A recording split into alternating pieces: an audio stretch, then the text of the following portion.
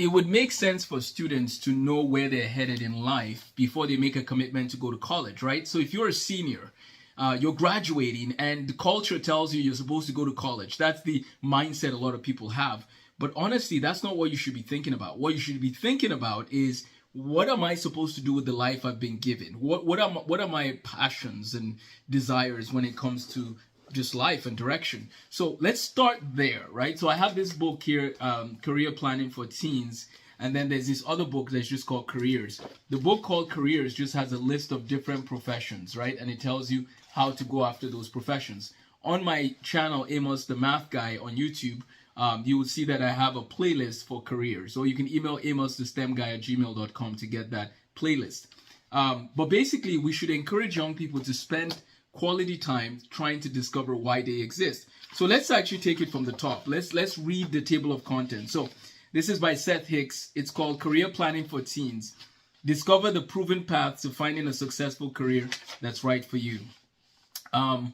So it's a good, I would say, 6 to 8 weeks of reflection. So if you want to follow a format I'll give you, let's take about 6 to 8 weeks this summer and just think about certain questions, which I'll talk about briefly. So let's go ahead and look at the table of contents.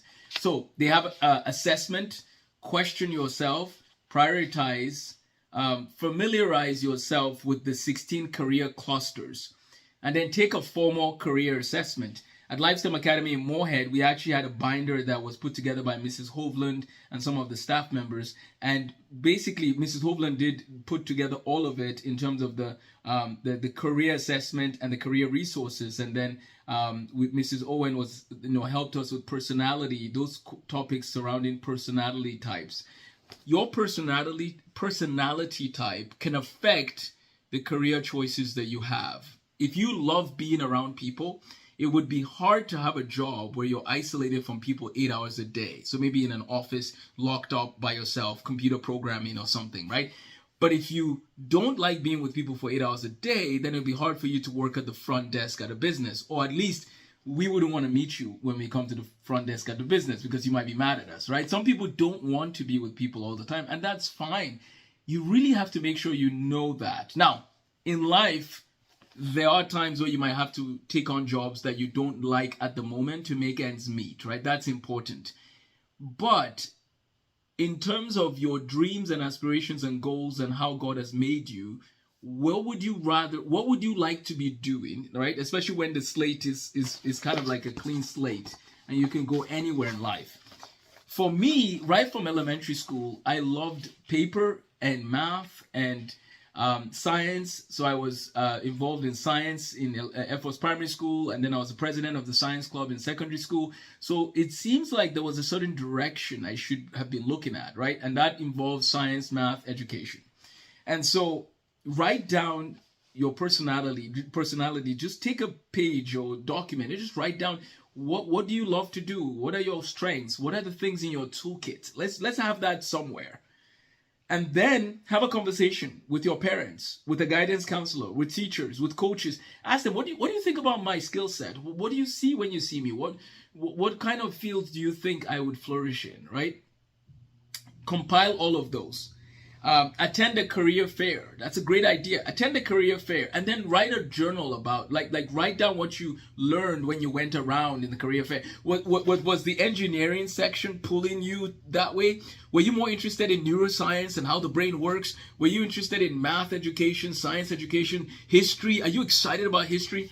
I will give a quick caveat here. Not everything that you're excited about will become a profession, right? You might be excited about history, but there's no history teaching position or museum position available in your city, so you might have to get a job somewhere else and do history for fun on the side, right?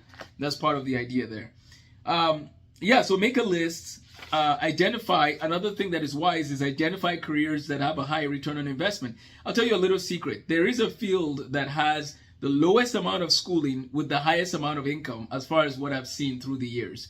And that's actually a CT technologist or X-ray school. Why do I bring this up? Because you go to school for about 2 years, right? And then you start working at a hospital, and some of those people earn more than people that have a master's degree in chemistry. They earn more than people that have master's degrees because the thing they're doing has I mean, people will pay a decent amount of money to get an x-ray when they need an x-ray, right? Or a CT scan. And so these technologists are in a perfect job that is willing to pay a good income.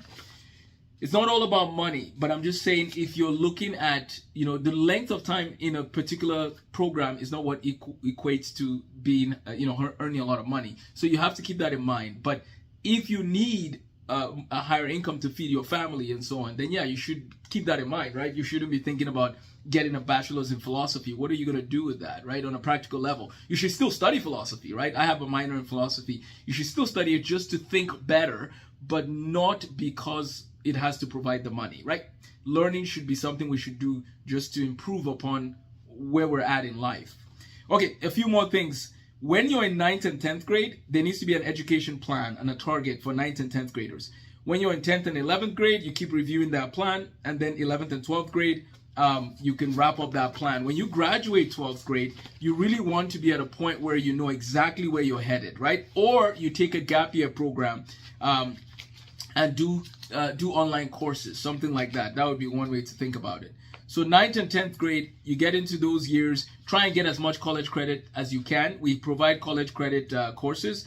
So please reach out if you're interested in math and science and macroeconomics, if you're interested in getting coaching for those fields of study. So every step of the way, we need to have a plan, right? Even if you're in 6th to 8th grade, we need a plan for you as well. Because you can get college credit in 6th to 8th grade.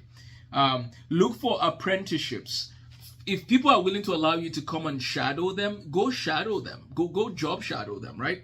Here's one research project that is worth doing. What is the effect of the parent's job on that child's career choice in the future? That would be an interesting research project to just kind of take some qualitative data. What effect are we seeing? What tendencies? So do the children of engineers tend towards engineering, and do the children of doctors tend towards being doctors? And then maybe you're sitting there saying, I don't have anybody who's gone to college before. Well, feel free to reach out. We can help you navigate the college landscape. And lastly, entrepreneurship. Very important that everybody learns the skills to be an entrepreneur, just in case you go into a field and then you become your own boss.